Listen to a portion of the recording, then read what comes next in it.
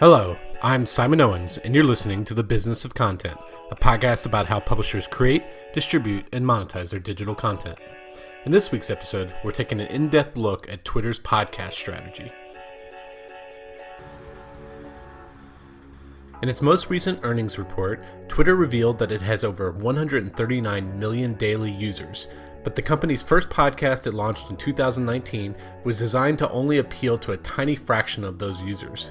The show is called Character Count and is hosted by Joe Wadlington, a creative lead in the department that helps educate small businesses on how to leverage Twitter in their marketing. And that's the focus of Character Count, highlighting some of the most effective ways in which businesses utilize Twitter. Recent guests have worked for companies like Dungeons & Dragons, Grindr, and Dropbox. I recently interviewed Wadlington about his podcast strategy and the role the show plays in helping improve Twitter's bottom line. Before we jump into the interview, I want to read you an email I recently received from a listener named Ali Bandari. It reads, "Hi Simon, I'm a podcaster and I love your show. It has been a great source of inspiration for me and my podcast, and I'm forever grateful for that. I signed up to support you in this new exciting path, and I wish all the best for you in this new adventure. I started my podcast in the summer of 2015. Now, together with a great team, we create two very popular podcasts in Farsi. We have a decent-sized audience on Twitter and Instagram, and for our most content-hungry followers, we create two bi-weekly newsletters as well. Some of the things we do are directly influenced by the insights and ideas I heard from your podcast guests." I actually get a lot of emails like this from people who work in media, marketing, and advertising who say they've gained real business insights from listening to this podcast. And if you're one of the people who get value from this show, there's only one way you can support it and ensure that new episodes arrive on your podcast player each week. That's by going to simonowens.substack.com to subscribe to my newsletter. My newsletter is packed with industry insights, and people who pay to subscribe get extra bonus newsletters that deliver even more actionable intelligence that will make you better at creating, promoting, and monetizing your content. Again, if you want to make this podcast sustainable, go to simonowens.substack.com. Okay, now on to my interview with Joe Wadlington.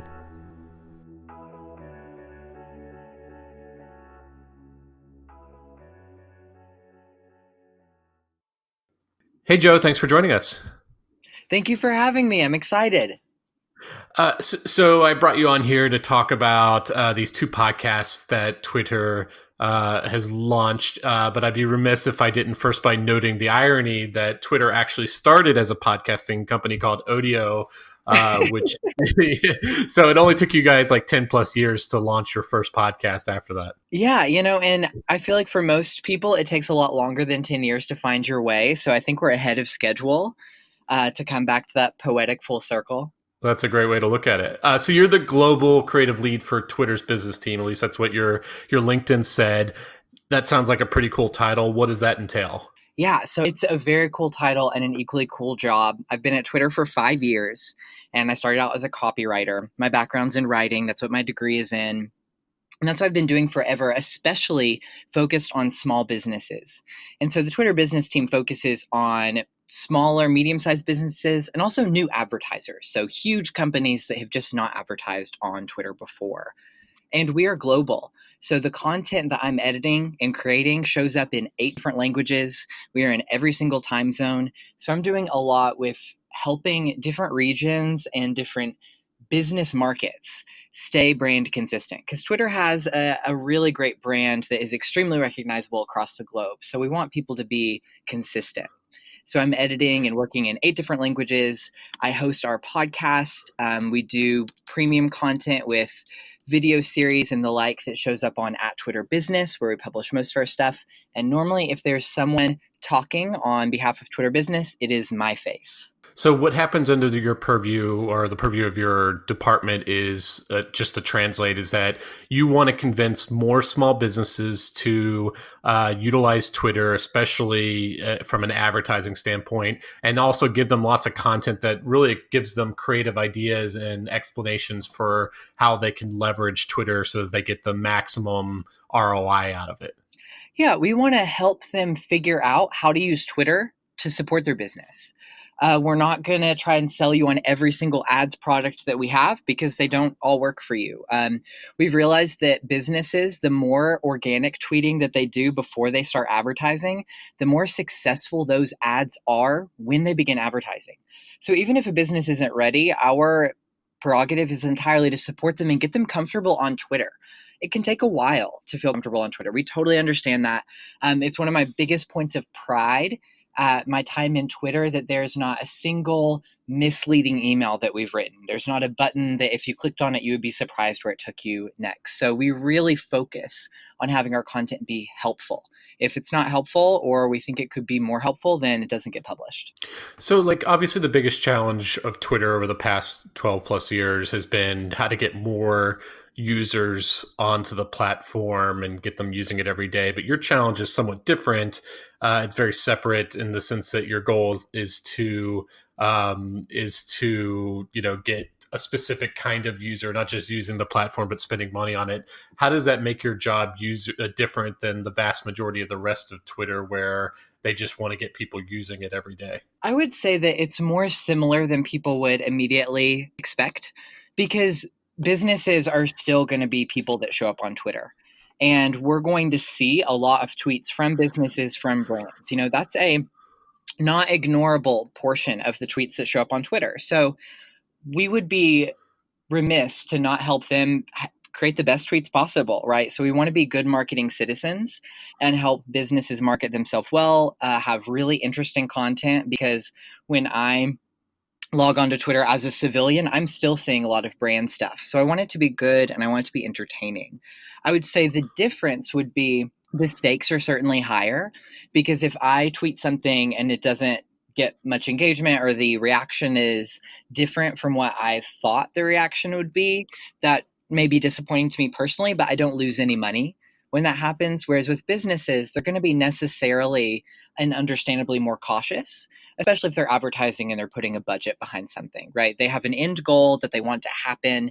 They want people to download their app. They want people to watch their video. They want people to click through and go to their website.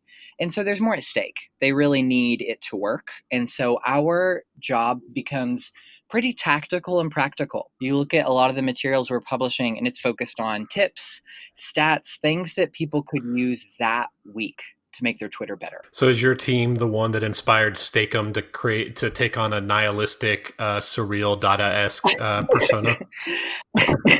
Our concept does not get that individual, but it is really interesting to see the different trends that go through brands' Twitter, and especially in different verticals, which we're always focusing on, because, depending on what your company is, you maybe can't be the boldest or the sauciest. If you're a medical devices company, it does not behoove you to be super sarcastic when people are needing to depend on you for something very serious in their life. But if you're a restaurant brand, or you're a snack, or you're something that's already kind of fun and light, it's an incredible opportunity to jump in all sorts of unexpected ways, to get people talking about you and remembering you. And they're standing in the grocery store and they have two brands in front of them for basically the same product, and they put the one in their cart that made them laugh that day. What kind of content does your team create other than podcasts? We do blog articles, we do white papers. We have a very robust website, business.twitter.com, and we also control the Help Center, which is a subsidiary of that. We do research that we publish, short video series, and a whole lot of tweets. And I'm assuming that a lot of that content is very kind of SEO friendly, in the sense of people who are trying to research how to do a certain thing on Twitter or Googling those terms, and they're landing on those kind of help pages. Yeah, our power through search engines has gotten so much better over the last few years. We were not ranking when I started for a lot of really straightforward questions that, we're the resource on. We're making the rules with certain things about, like, how big can an image be on a tweet? How do you reply to a tweet? We should be the number one result there. And I'm pleased to say that after some diligent work over the years, especially with my boss, Marissa Window, we're really ranking really cleanly. I think at the moment we're not even running any Google ads or anything behind that. Organically, we've gotten a really strong recognition. And so the reason I had you on is because you guys launched a podcast called Character Count. Yeah. Can you talk to me about the idea behind it? Like, when did your first team begin discussing the idea for a podcast? Yeah. So, one of my favorite things about working on my team is that we push ourselves to have one piece of experimental content every single quarter. So, one thing that we are not really sure how to measure, we don't necessarily know if it will work, but we want to do it to keep ourselves fresh, to keep our jobs more interesting, and to really activate an employee with the passion project that they had. So, this was my passion project. I pitched the idea, and then I connected with Pod People, which is a podcast production company. And they were really the behind the scenes magic for making this idea happen. Because I had the editorial idea. I saw how it could fit in with the type of content that we were producing, how it would fill a hole that we didn't quite have set up yet. And then Pod People jumped in knowing how to do the actual sound production and the behind the scenes things that I didn't know how to do yet. How did you design the format of the show? So And tell us about the format of the show and how it's structured. yeah, I love Character Count. I think in terms of business and marketing podcasts, it's one of the most interesting shows out there. And I'm entirely realistic in knowing that in the universe of all podcasts, we are not the most interesting. We are not solving crimes. We are not like unveiling anything. So I definitely thought that Character Count would be a podcast for people who already listen to podcasts. We are not going to grab someone brand new to the medium. And because of that, I thought our sound quality needed to be at the absolute top notch. These are people who listen to a lot of shows. They're not going to put up with our peas exploding or anything like that. So I knew we needed the production company. And I wanted it to be extremely helpful, tactical, and practical. The thing that someone listens to on their way to work, so that when they have their meeting with the boss or their agency that afternoon, they have new ideas or confidence behind their old ideas, and they can say, I heard this on the Twitter podcast, so we should do it. I wanted to equip those folks to be more effective in their workplace. So with that, every artistic decision we made with the podcast was me thinking about that person being in transit. So if you listen to our theme song, it sounds very much like an energetic morning. It's not harsh enough that it could be the first thing you hear in the morning and it wouldn't make you cringe. It sounds like something building up for their day. It reminds me of the sound of cars or trains going by. It sounds like busy and optimistic. And we kept our episodes in the 25 to 35 minute window because I wanted them to be able to be completely consumed on someone's commute. And so tell me about the content itself, though. Like, who are you interviewing and what kind of subjects are you covering? Yeah, we do success stories. And I was very clear that we wanted with each interview for it to be the person who is in the room making the decisions. So you will not hear a CEO talking at a high level about how great their company is. Instead, you're going to hear from community managers, paid media, ad specialists talking about the things they did and didn't do on campaigns that were extremely successful. So so like the most recent episode, for instance, is somebody who works at the company that does Dungeons and Dragons and Magic the Gathering. Uh-huh. So you're asking that person, going deep, like, how did you decide to create a Twitter account that adopts these brands kind of persona and voice and use it to communicate to their fans, right? Exactly. What agencies did you employ? Who do you work with? I want to hear names and titles and things that didn't work. This is not a podcast for someone to listen for 45 minutes and someone to say, and the key is innovation, and then you have no tips for moving onward.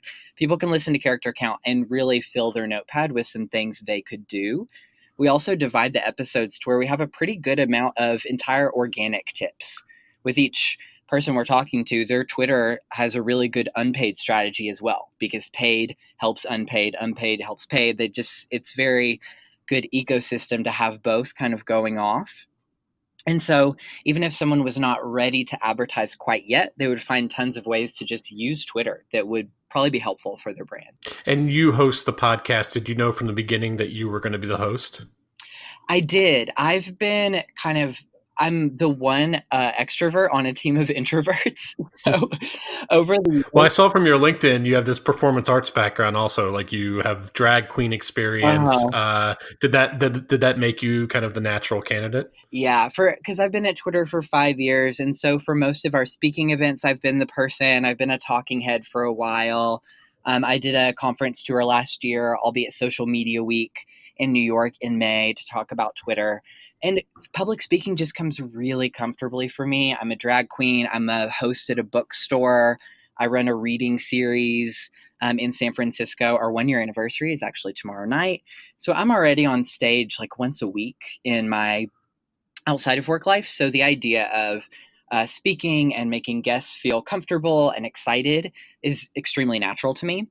And so I do that part. And then I also source all of the guests, do all of the scheduling, come up with the questions, and I'm in charge of curatorially deciding, what type of guest do we want next? What's a vertical we haven't touched? What do we want to ask them? And so on. And you also have some journalism experience, right? Like, what role does that play in your hosting abilities?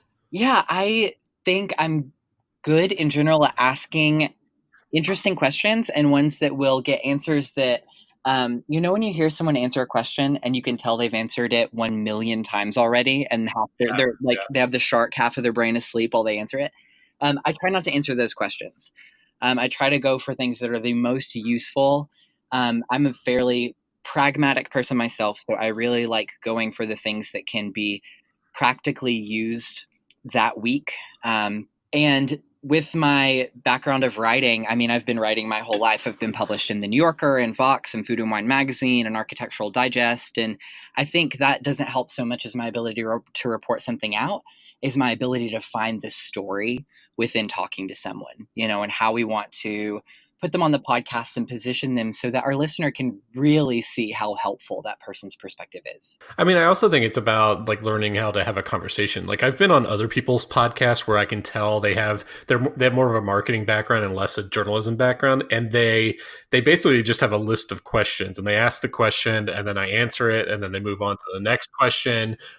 Whereas like it's only through conducting thousands of interviews over time that you learn how to really listen and ask follow-up questions and have a little bit more of a conversation. And I think that's what makes a good podcast. Yeah, I think that's a great point. If you're working with an interview and at no point you wrote a new question down or crossed one of your prepared questions off, then you're probably not listening close enough. And I think with every conversation I've had for Character Count, what ended up being the most interesting part about that conversation was something I did not know going in. And I'm researching these clients pretty deeply, and we've been talking for weeks or months before we're sitting across from each other with the microphones.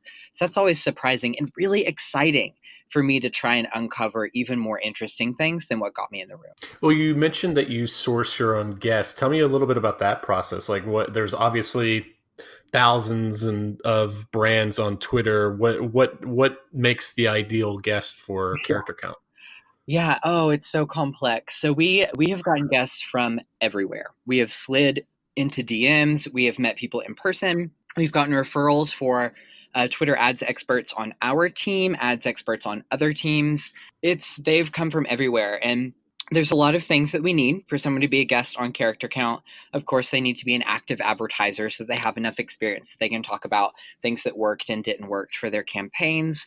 They need to be doing things that are best practices that, our data has proven really work. We don't want to bring someone in that has kind of a curveball, total fluke of an experience that it was successful for them, but it wouldn't work for anyone else. So there are a few things. And we've had a surprising amount of difficulty getting people for Character Count, actually. I've been shocked at how many folks turn it down. Let me guess why. Well, one is like I'm wondering if like a lot of them are outsourcing their work to agencies, and so they don't want to give that credit to someone else. Is that part of it? You think at all? I think that can be a speed bump. We've interviewed agencies before. We've had two different folks on Character Count that were agencies. And a lot of people use agencies to support their Twitter, so we would be remiss if we didn't include those stories. But that does certainly add another layer. And of course, with each layer, you lose, people in the funnel. Yeah. So that we have lost some that way where the relationship with the agency or maybe they're a smaller client for the agency, so those folks aren't as interested. But I'm over here thinking, we're going to cut 35 minutes making you sound as good at your job and as smart as you are. And then you're going to have this showpiece, you know? So I would Yeah. think people would be pushing each other over to be on character count, but it's been a little bit more difficult. I get the problem too, where like they always want to offer up their CEO, that's not necessarily who I want to interview. I want to interview the person who's like has their their sleeves rolled up and is like doing the kind of nitty gritty, Yeah. who can offer those like really deep insights and what they're learning. Yeah, it's so much more helpful. And I find that the more higher up an employee is, the less likely they are to discuss things that didn't go well. And that's entirely understanding. But personally, I always learn more from things that didn't go well.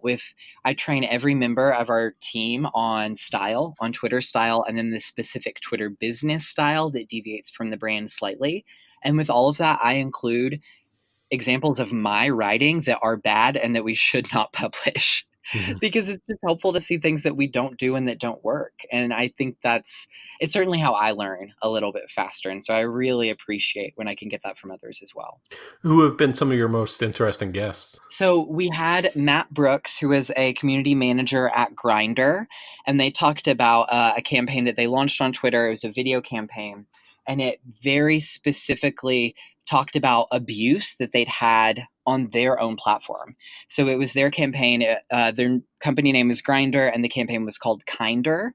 And they basically talked right on about all the abuse that folks experience on their app, and did that by having people from those groups talking about it from a personal level. So people who had actually experienced abuse discussing how difficult it was for them personally. And with that campaign, they also rolled out different product features that would help combat abuse really proactively. So it was just such a nice marriage of a company actually doing something, they're changing these things, and then also creating awareness around it. But I just loved how they kind of threw out the marketing 101 book that would say, if someone had a really terrible experience with your app, then you probably don't put them on. They had a literal soap box. They had a Lucite box that said soap on it. And you're filming the people who have had really terrible experiences. We also had, you said Dungeons and Dragons was our last one. And I loved, gaming Twitter is so robust and so creative. And it was really incredible to hear the things that a legacy brand like Dungeons and Dragons, which is purposefully offline, right? Like it's a tabletop game. And they've used Twitter to create a digital layer for their game, which I was just blown away by. So they've made it so that people who are playing Dungeons and Dragons can have the Twitter account open on their phone, and actually makes the game easier for them to play. And they can get items and characters through this extra layer, which I think is so fascinating. And then we have another example with sports Twitter coming out next, and it's going to be our biggest show yet. And I'm very excited for that one. That's awesome. So what's your production process like? Like you mentioned before that the reason you kind of outsourced some of the work was because you wanted to have really high audio quality. From having listened to an episode, it seems like the podcast, it's mostly conversational like this one we're on now, but it's a little bit more highly edited. You mentioned that you cut out a lot of stuff. Talk a little bit about that process. Yeah, so we cut down to commuter length episodes, 25 minutes to 35 minutes, but I am in the studio with the main guest for 2 hours. So we cover quite a bit. And are you interviewing them in person, or are they like being beamed in through satellite, or how does that work? We've been mostly in person. We've done 2 shows where it was studio to studio. So they were in a different studio than I was, in different cities, and we were connected. And we'll probably do more of that because we're really pushing with future episodes to have more international examples. We have one show that was recorded in London that will be coming up in a few weeks. But that's so far our only non-US example. And that's not reflective of what my team normally works on and how widespread Twitter advertising is. So that's actually our main focal point right now, is international examples. And I was there for the London one. It was in person, which was really wonderful. And so most of it's in person. We're talking for 2 hours, and then that gets edited by pod people down to a good 20, 25-minute interview of the best stuff. And then we also have a back half interview with someone who works at Twitter. So our company is, 5,000 people and extremely diverse in the workforce that we have and the types of roles people have.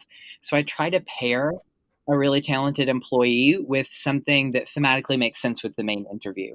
So with Dungeons and Dragons, we had, they were talking about ways that they leverage their community to actually do research and development for some of their game characters, like taking the opinions of their followers and changing elements of their game. And I brought on Bianca Posterly, who's a senior social strategist at Twitter and an expert on like how to leverage community. So it's just a really nice pairing. And so if you like come across a cool brand in like Detroit, you're actually, in some cases, you're actually just getting on a plane and just going there. Yes, absolutely. That's my ideal. And then based on some of the, like we did an interview with MailChimp that will be coming out soon, and they're based in Atlanta, and just, it was in December and the time of year, and we don't have we do have an office in Atlanta. But I'd already kind of been traveling for 3 or 4 weeks in a row. And so we just did a studio to studio call. But I think conversations can definitely add, just feel more natural when you're face to face, and the rapport that I like to create with my interviewee is of course much easier face to face. And it's nice to be able to see that someone is smiling or silently laughing at your jokes and that type of thing. So I try to do it in person if schedules allow. That's interesting. I'm a huge fan of Terry Gross of Fresh Air, and a lot of people are surprised to find that most of her interviews are actually done remotely, where she's not facing the person face to face. And she says that she actually prefers that, so she can look at her notes and she's less distracted and stuff like that. But that's interesting. I've conducted obviously plenty of interviews as a journalist face to face, but most of my podcast interviews, in fact, all of them, are done remotely, like we're doing now. I don't know. I think there are definitely benefits to each side. Yeah.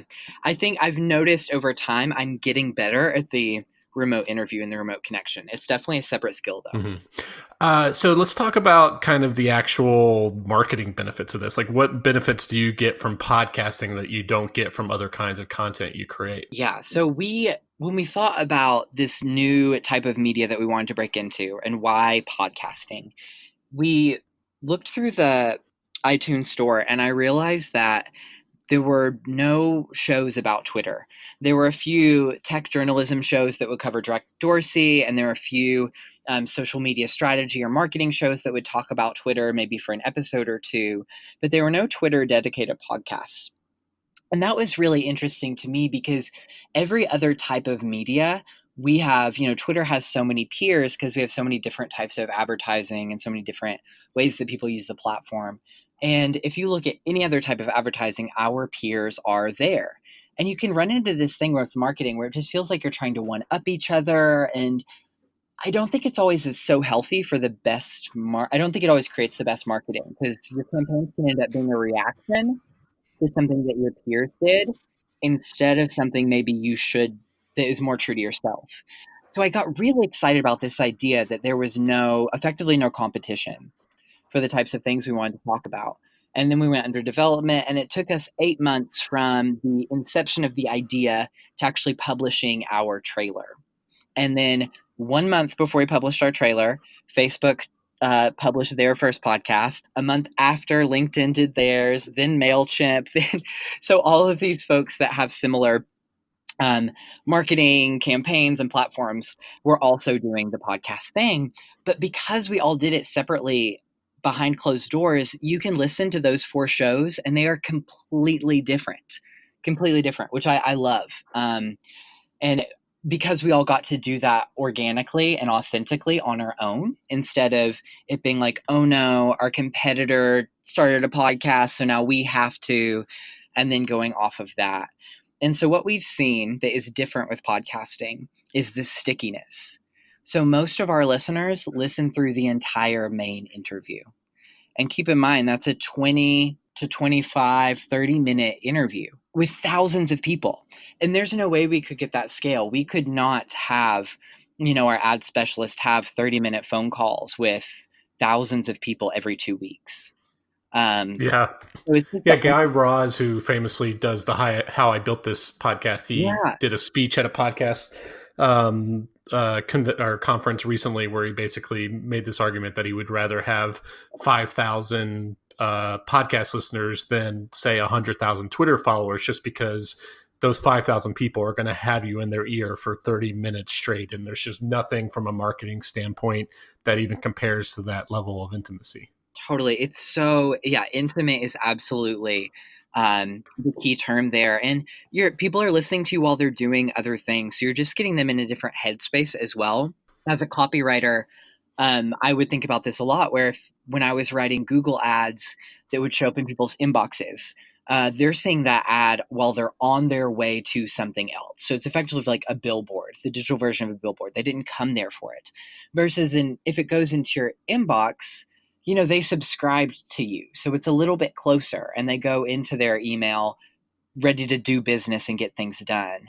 And I love the idea of changing your messaging to be empathetic for the way that what they're up to while they're being exposed to your marketing. And with podcasts, it's just such an interesting thing because they're doing everything and anything while they're listening to you. And so it just creates a completely different listener experience. How are you growing the audience? Like, are you utilizing any of Twitter's ad tools? Yeah, we're utilizing Twitter ads tools. That's kind of new. We've let it run pretty organically at first, just to see.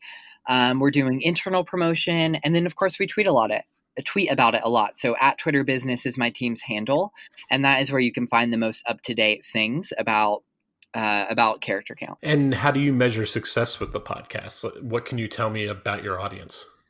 So we're measuring success by completion rate is the thing that we've gotten the most excited about, because we've seen downloads be a bit more erratic from episode to episode. If we have someone who has a larger following than normal and they're promoting the episode, then normally we get more downloads, more people listen to it, but they also drop off earlier. We've noticed, and you of course could draw the assumption that that's because, they're not a business audience, they're not an advertiser audience, they're listening to the thing because they like who I'm talking to, which is great. That's wonderful. We want to branch out, of course. And we would see that as less successful, high download rate than an episode that had a lower download rate, but those listeners really listened to the episode. And so you're not trying to measure any kind of like very targeted conversion rates or anything like that of who listens to the podcast and then immediately goes and spends $100 on Twitter ads or something like that. Yeah, we're not. I could see that being something in the distant future, but we are so focused on helping people be organically successful at Twitter.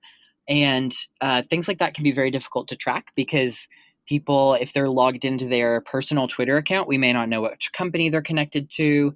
You could look at my Twitter account and see that I finished the episode, but I work at Twitter Business. And so if at Twitter Business spends more money, one wouldn't necessarily be able to associate those two things.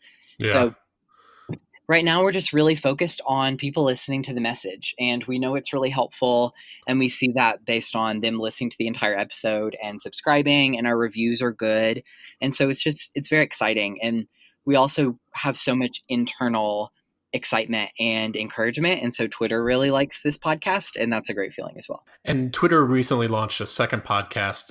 I know you don't work on it directly, but what can you tell us about it? Yeah, so our university recruiting team launched another podcast with a very similar name, Building Characters, and they are interviewing the problem that they're solving for, because I did help them with the inception of this podcast, because ours launched last spring and theirs launched this spring, is the problem that they want to solve for is they get so many questions about how to work at Twitter. So they're university recruiting, and our intern program goes from, I think it's 80,000 applications to about 300 interns. Wow. Every year. Yeah. So obviously there's a scale issue about getting information to these folks, and especially focused on, there's a big misconception in college students of who they think works at Twitter and who they think is allowed in the doors and who belongs in tech, and who actually works here and who we're really focused on. And so by reaching out to college students and having them see a realer picture of who actually already works here and what people's backgrounds are. I know university recruiting is very focused on helping people understand that people who work at Twitter come from a very diverse group of backgrounds. We're a big company, and so there's people who work in finance. There's people who have architecture degrees and they build our new offices in developing cities. There's so many folks with non-technical roles that we need to make Twitter happen. And it's such an exciting workplace. So someone doesn't need to let their background limit their possibility for being able to work at Twitter. And I know that's a message that University Recruiting is really excited about promoting with Building Characters, their podcast. Okay, Joe, well, those were all the questions I had for you. Where can people find more of your work online? So they can find more of my work at Joe Wadlington is my handle. I have an etiquette column. I publish quite frequently. And then, of course, at Twitter Business is the team I'm on, and that's where they can see all sorts of stuff about character count, but also all of the other resources that we create that will help you. I'm guaranteeing it will help you be better at Twitter in very tactical and practical ways. So sound smart in front of your coworkers, download some of our ebooks and some of our calendars at Twitter Business. Awesome. Well, this is a lot of fun. Thanks so much for joining me. Yeah, thank you for having me. I really enjoyed it. Okay, thanks for joining us. I'm actually on the lookout for new guests for this podcast, so if you do interesting stuff in digital content, whether you're a full-time YouTuber, a media executive, or run a cool niche newsletter, definitely reach out. My email address is simonowens@gmail.com. Okay, see you next week.